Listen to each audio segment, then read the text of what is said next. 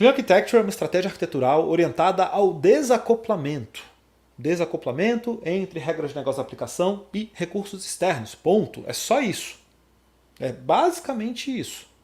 Como você alcança isso, aí é outra história. Né?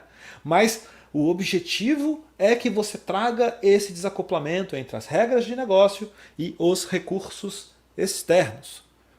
Bom, todo mundo aqui que já trabalhou com linguagens orientadas a objeto, que eu acho que é praticamente todo mundo, tirando um outro aí que trabalha com linguagem funcional, que tem uma pegada um pouco diferente, mas eu acho que todo mundo, se parar para refletir, consegue facilmente desenhar assim, ilustrar a noção de que se você começa a criar algumas interfaces para o teu repositório, por exemplo, né, para o teu acesso a dados, nem precisa usar esse nome, repositório, chama de Data Access, antigamente tinha até o DAO, né, Data Access Object. Né?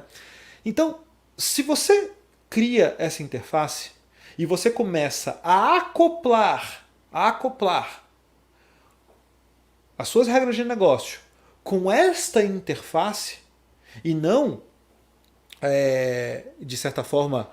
Bom, tem duas possibilidades aí, tá? Uma, você pode enfiar a query no meio da regra de negócio, aí você está indo por um caminho meio errado. Se você tem como objetivo testar essa aplicação, tá bom? E a outra é você se acoplar com a implementação concreta, tá? Bom, qual é o problema de se acoplar com a implementação concreta? Você não consegue testar, porque você não consegue substituir aquela referência. Para quem já usou o Spring, as primeiras versões do Spring, eu usei as primeiras versões de quase tudo, tá? No mundo Java pelo menos, né? As primeiras versões do Hibernate, as primeiras versões do JSF, as primeiras versões do Spring, dos Struts, né? E o Spring, ele veio como um container de injeção de dependência. Isso foi seguido depois por quase todo mundo, tá? Mas qual era a proposta dele? A proposta dele era até meio mágica, era assim, olha, você cria aqui um arquivo XML, depois você cria uma anotação, né? Mas antes era um XML. E você diz assim para mim, olha, tá vendo aqui essa referência? É mágica. Eu vou botar aqui uma referência chamada repository dentro da minha classe. Bom, magicamente aquilo ali vai aparecer instanciado.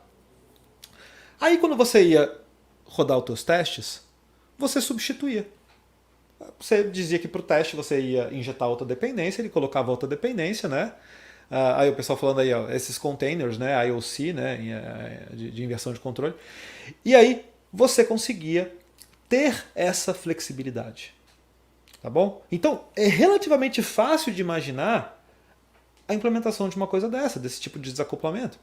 Ou seja, eu vou ou injetar essa dependência por um tipo de container, se você usa algum container, né? Quando eu digo container não é Docker, Kubernetes, não, é algum tipo de servidor de aplicação que tenha algum tipo de responsabilidade sobre isso, como muitos tinham. Tá? Ou você pode usar o básico, que é eu tenho um construtor e eu passo a referência dentro do construtor. E aí, em tempo de execução, você vai receber uma referência. Vai ter um lugar na aplicação que sabe qual é a referência. Né? E esse lugar é muito importante, porque é ali que você vai realmente orquestrar e delinear o funcionamento dessa aplicação. Tá? Então, basicamente, Clean Architecture é isso. É uma estratégia arquitetural para você realizar desacoplamento. E com este desacoplamento, você tem uma grande vantagem, que é poder evoluir de forma independente parte da sua aplicação.